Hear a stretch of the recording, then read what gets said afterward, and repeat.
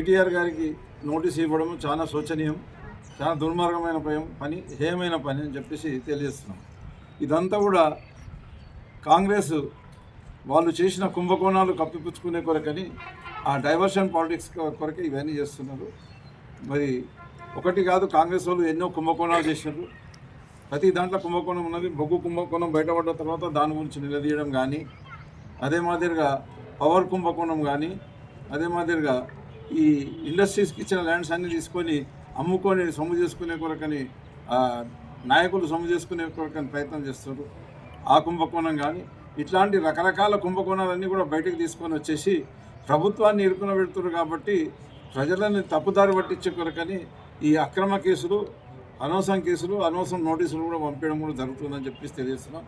మరి కేసీఆర్ గారు కానీ, కేటీఆర్ గారు కానీ, హరీష్ రావు గారు కానీ వీళ్ళు ఎన్ని విచారణలు చేసినా, ఎన్ని వేధింపులకు గురి చేసినా మరి కడిగిన ముత్యంలాగా మళ్ళీ బయటకు వచ్చేది ఖాయం. వీళ్ళకి కనీసం ఒక్క ఎంటిక కూడా ఈ కాంగ్రెస్ నాయకులు రేవంత్ రెడ్డి గారు పీకలేరని చెప్పేసి నేను ఈ సభాముఖంగా తెలియజేస్తున్నాను.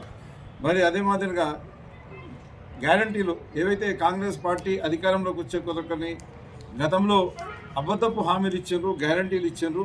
ఆ గ్యారంటీల గురించి కూడా రెగ్యులర్గా నిలదీయడం మూలంగా దానివల్ల కూడా వాళ్ళు ఇబ్బంది పడి తట్టుకోలేకనే వీళ్ళని ఏ రకంగా వేధించాలి, బీఆర్ఎస్ నాయకులను ముఖ్యంగా కేసీఆర్ని, కేటీఆర్ని, హరీష్ రావు గారిని అని చెప్పేసి వాళ్ళు ఇలాంటి చర్యలకు పాల్పడుతున్నారు. ఒకటి కాదు, వాళ్ళు వచ్చిన నుంచి ఒకటే, వాళ్ళ వేరే పని లేదు, డెవలప్మెంట్ లేదు, అటు సంక్షేమం లేదు, కేవలం ప్రజలను తప్పుదారి పట్టించే కొరకని ఈ ఒకటి కాగానే ఒకటి మరి ఎంక్వైరీ చేసి, కాళేశ్వరం మీద ఒక ఎంక్వైరీ, దీని మన ఇప్పుడు ఈ సీట్ ఎంక్వైరీ ఇదొకటి, ఇట్లా రకరకాల ఎంక్వైరీలు పెట్టేసి మిమ్మల్ని జైలు పంపుతాం, అది పంపుతాం, ఇది పంపుతాం అని చెప్పేసి 2 సంవత్సరాల నుంచి కాలయాపన చేసి ప్రజలకు సంక్షేమ పథకాలు అందించలేదు, అభివృద్ధి అందించలేదు అని చెప్పేసి తెలియజేస్తున్నాను.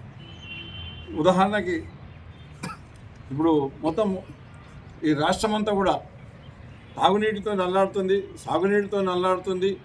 అవన్నీ కూడా పట్టించుకోకుండా పవర్ కూడా ఈ కాంగ్రెస్ గవర్నమెంట్ అధికారంలోకి వచ్చిన తర్వాత కనీసం 12 గంటల కరెంటు కూడా వస్తలేదు. ఆ వచ్చే కరెంటు కూడా క్వాలిటీ కరెంటు రాకపోవడం మూలంగా పంటలన్నీ ఎండిపోతున్నాయి, మోటార్లు కాలిపోతున్నాయి, రకరకాల ఇబ్బంది అవుతున్నాయి. మరి హామీలు కూడా ఏమైతే రైతులకు ఇచ్చిన హామీలు ఉన్నాయో 2 లక్షల రుణమాఫీ చేస్తామని చెప్పేసి రుణమాఫీ ఎగ్గొట్టిండ్రు. దాని మీద పెద్ద ఎత్తున ఉద్యమం చేసింది కాబట్టి మరి వీళ్ళకు కక్ష సాధింపు చర్య తీసుకుంటారు. అదే మాదిరిగా ఈ రైతు బంధు పథకం ఏదైతే ఉండేనో దాన్ని రైతు బంధును కూడా ఆల్మోస్ట్ రద్దు చేశారు. కాబట్టి దాని మీద కూడా ఉద్యమాలు చేపడుతున్నారు. కాబట్టి దాని కొరకని కూడా వాళ్ళు ఈ రకంగా మరి బీఆర్ఎస్ నాయకులని పెద్దల్ని వేధిస్తున్నారని చెప్పేసి తెలియజేస్తున్నాను. ఇంకా ఎన్ని హామీలు ఇచ్చిండ్రో ప్రతి ఒక్కటి కూడా తులం బంగారం అది లేదు, ఆడపిల్లలకి 2500 రూపాయలు అది లేదు, మరి నిరుద్యోగ యువతకు ఉద్యోగాలు లేవు.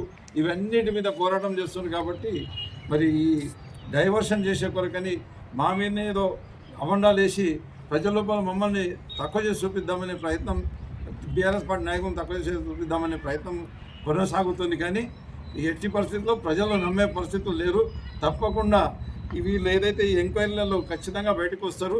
వచ్చిన తర్వాత ప్రజలు ఈ మున్సిపల్ ఎన్నికల్లో కానీ, అదే మాదిరిగా జరగబోయే జడ్పీసీ ఎంపీసీ ఎన్నికల్లో కానీ, భవిష్యత్తులో జనరల్ ఎలక్షన్లో కానీ ఖచ్చితంగా బీఆర్ఎస్ పార్టీకి పట్టం కట్టి బీఆర్ఎస్ పార్టీకి ఆదరిస్తారని చెప్పేసి తెలియజేస్తారు.